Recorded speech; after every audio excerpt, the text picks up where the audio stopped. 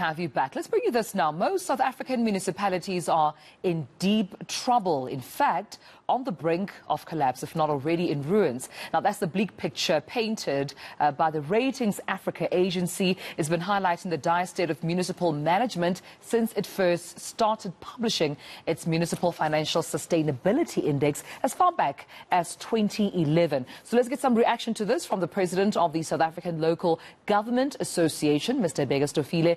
Thank you so much for your time, Mr. Stofile, and good morning to you. Definitely a bleak picture that's been painted there, that most of our municipalities are in a dire state. As a matter of fact, a state of collapse. It's only the Western Cape that seems to be doing well. What's your reaction to this Ratings Afrika report?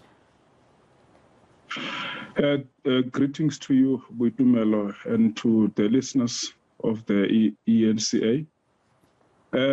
It is indeed a bleak picture, and it is a very worrisome picture.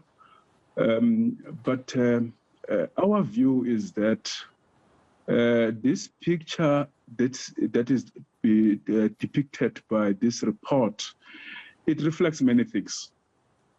One, it reflects the complete collapse of governance and the complete collapse of cooperative governance as betrayed in the Constitution of the Republic, of creating three spheres of government, and they had to work collaboratively, and they had to work together in addressing challenges of the communities.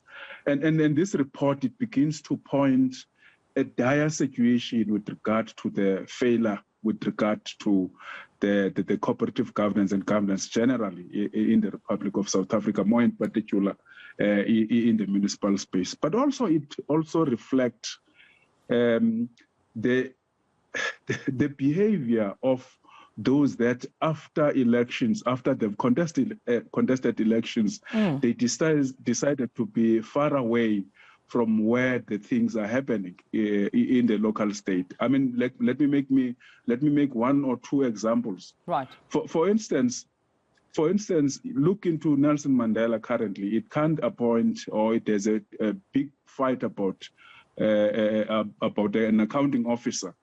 And as a result of that, it threatens the life of the executive authority, which is the mayor and the team. And then ultimately, at the end of the day, the service won't go to that community. And you can go to Mangaung, for instance. An accounting officer was held hostage to pay or assigned to pay millions of rands on ghost workers. And therefore, if he doesn't do that, his life today, we could be discussing about his funeral day. The situation that is faced by these local government practitioners on the ground. So this it reflects the point that I'm talking about, the collapse, failure of governance, and therefore cooperative governance in dealing with challenges that our communities are facing. Mr. Stofile, this does not inspire confidence at all, because the MFSI rates municipalities and metros obviously on a scale of 1 to 100, and the categories they look at, I just want to remind our viewers, include financial components, operating performances, liquidity, management, debt governance, budget practices, affordability, and infrastructure development. Are you saying that our government is failing in all these spheres? The government that South Africans vote for into power to handle service delivery cannot adequately and sustainably manage all these spheres of local government and municipalities?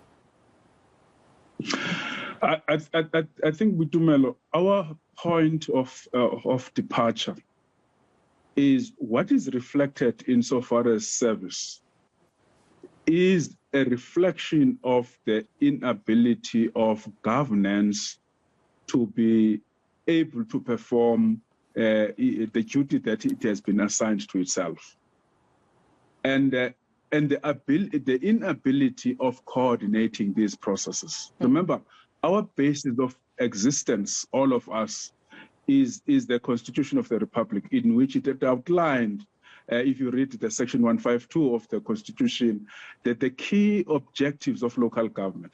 And if you then turn it over to the next page, section 154 of the Constitution, it then infuses the collaborations and cooperative ways of governance to operate in South Africa, so that it renders service to communities. Right. Now, if issues such as the case in Mangaung and the case in Nelson Mandela, and it's not dealt with, and of course, the ultimate loser in the process is the service delivered to communities. We'll have to leave it there, but I appreciate you making time for us this morning. SALGA President, Mr. Bheke Stofile, thank you so much for your time this morning.